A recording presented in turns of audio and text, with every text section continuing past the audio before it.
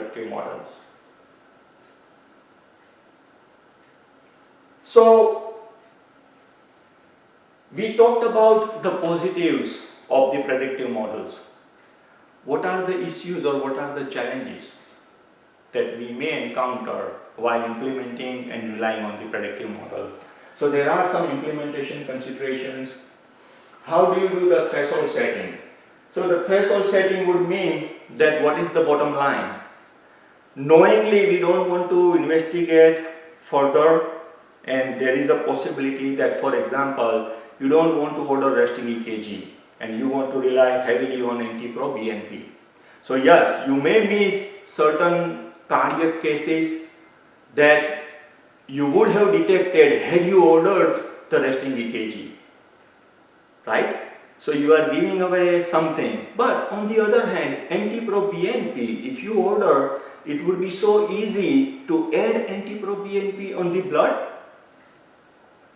that it may detect out of hundreds of thousands of customers, or let's say 100,000 policies your company sold last year, it will detect many other cases where you would not have known had you not ordered the NT-proBNP, something like that. So how do you do the check and balance?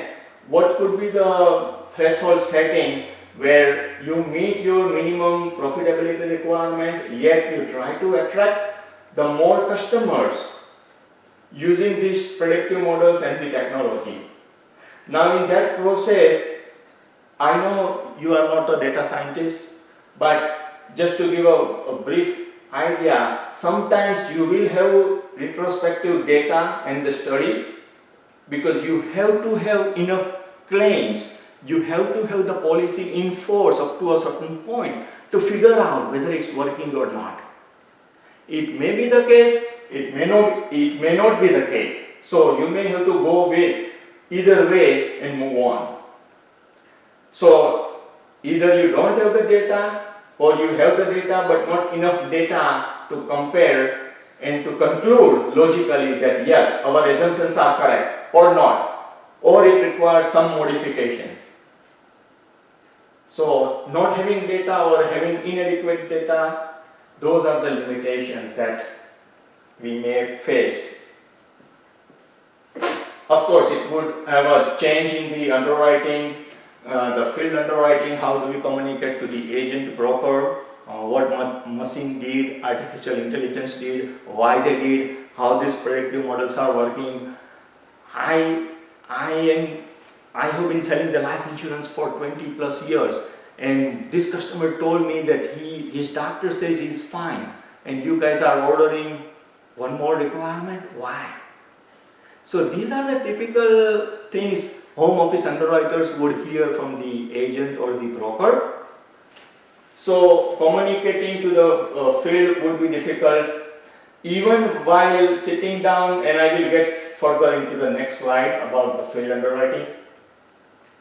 The communication challenge would remain with the customer or the agent.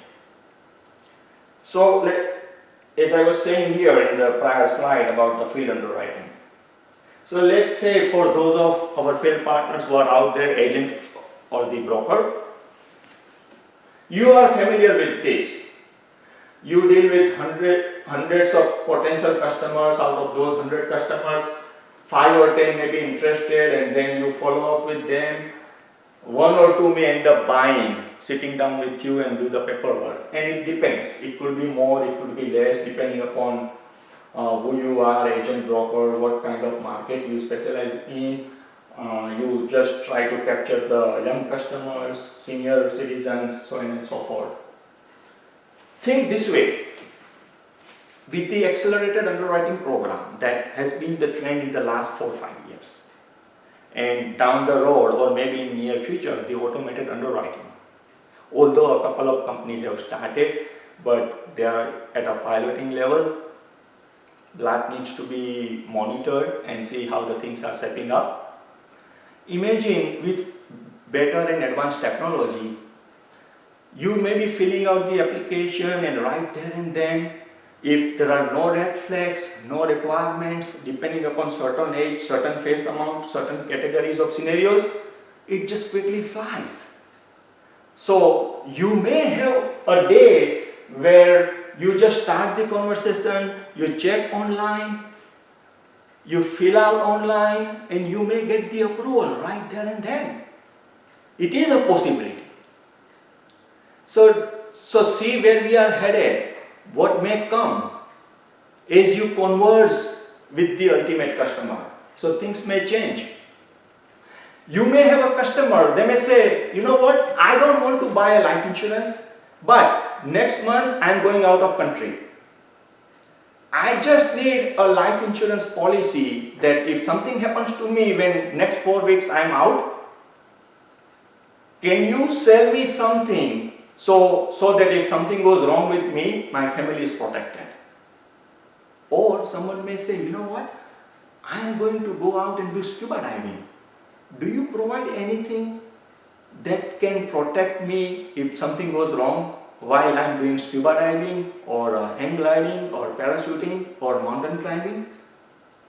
I just need the coverage for that 1 week, or I just need the coverage for that 1 month. That can also happen. So different possibilities, different scenarios are out there. Remember in the beginning when we were looking at the different tools and technology, one of the tool or the piece of technology we were referring to was about the chatbots. Hey, I have got a guy.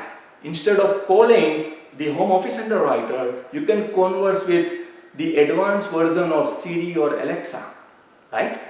So lots of things are happening, will continue to happen, and it will be a pleasure working together to streamline the process and to help out the ultimate customers. So why don't we do this? Let's take a quick break, and when we meet again, we will focus on what our customers are thinking as we go through this transition. Okay, see you soon. Take care. Bye-bye.